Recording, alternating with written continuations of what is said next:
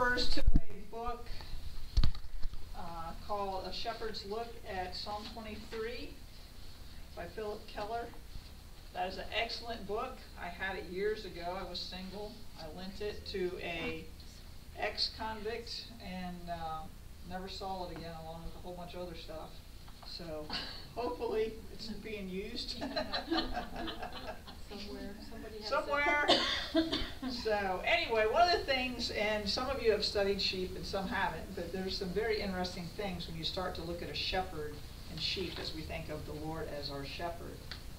One of the things that sheep are known to do is, they're supposed to be on the straight path in the center, but they tend to wander off and go astray. Right?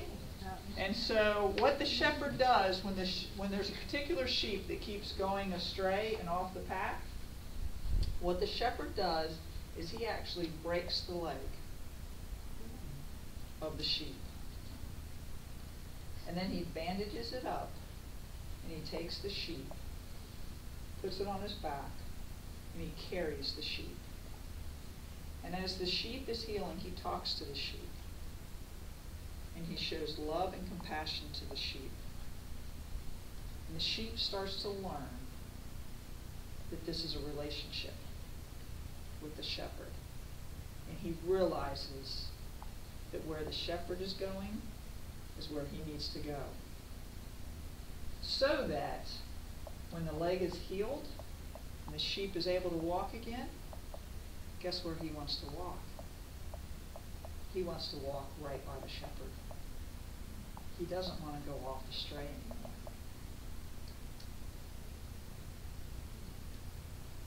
Has God ever broken your leg? He's broken mine.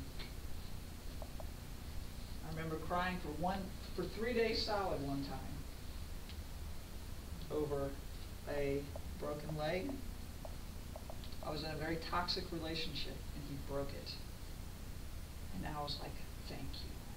I was going astray with that. So, what are some other things that we can learn? On Psalm 23, we're just like skimming the surface here. There's so many cool things about a sheep and a shepherd. It says he leads beside still waters. In Hebrew, that still waters means water of rest. You see, when a sheep needs water to survive. But a sheep is also very afraid of raging waters. Sort of ties in with my testimony. The rapids of the Grand Canyon, I was afraid of them. I was like, cool.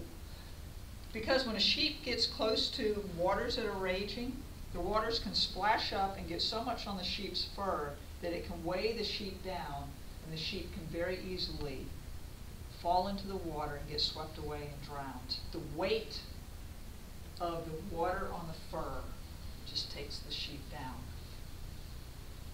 So he leads the sheep beside the still waters that he needs to have for his nourishment.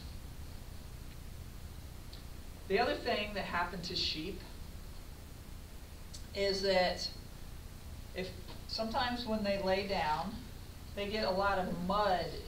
They don't really pick where they're laying down. They get a lot of mud, and it cakes up, and it sort of weighs them down, and then they're just sort of laying there, and then they find themselves upside down. When they find themselves upside down, they start thrashing their legs. When they start thrashing their legs, there's a gas that builds up within them. Think of the times that you run through your house going, what in the world is going on? You start thrashing. Builds up a gas, pressure. They become paralyzed. The gas paralyzes them. Have I ever been so wound up, thrown a fit, that I become paralyzed? It's like, I don't know what to do, Lord. I'm frozen. That's called a cast sheep. Now see, when a sheep wanders off, the greatest fear of the shepherd is that the sheep is laying out there cast, because he cannot right himself back up. He needs the shepherd to do it for him. That's why the shepherd leaves the 99. to go get the one that's going to perish without him going to get it. And so the shepherd rights the sheep back up. The other thing that sheep do, little cute dumb sheep, is that they tend to follow the same path over and over and over again on their own. And as a result of that, they sort of build up a rut.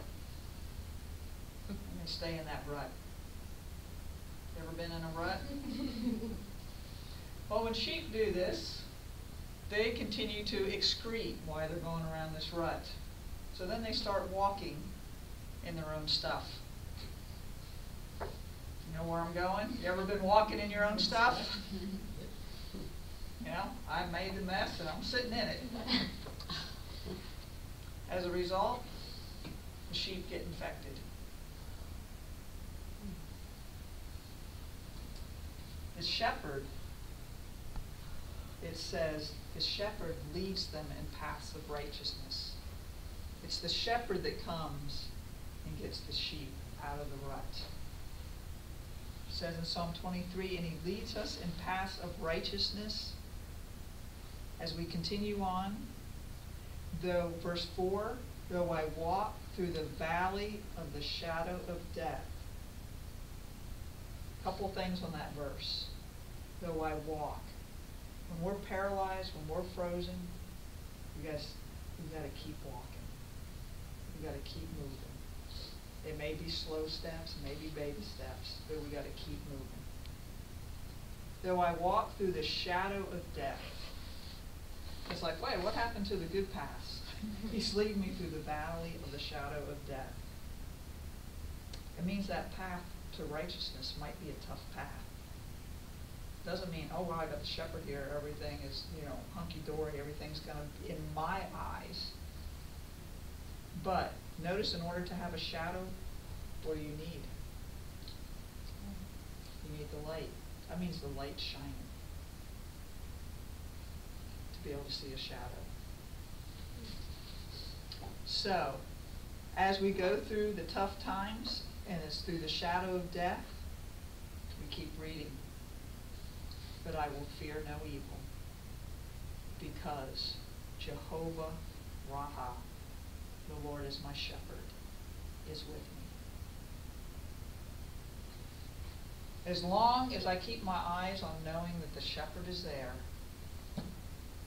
and I've done this, it's sort of interesting this week, studying spiritual warfare, sort of, and the Lord is my shepherd in the same week. And as I had different battles along the way, I'm like going, oh great, going to be talking on that topic. I know how my week's going to go. I kept coming back to the truth. But my shepherd's here. My shepherd's beside me. In your homework, we had some fun stuff on page 145 and 146 as we learned what's required for a sheep to be able to lie down and rest. You had to be free of 4 things: free of hunger, free of fear, free of friction, and free of pest. And then you were asked, you had a lot of scripture based on each one of those truths. So here's where I want you to take a big chunk of table time, because starting on page 146, like the next 6 pages is all scriptures about how the shepherd meets those needs. So you have a big table time discussion right now. And then we'll come back together one more time before we go into prayer time.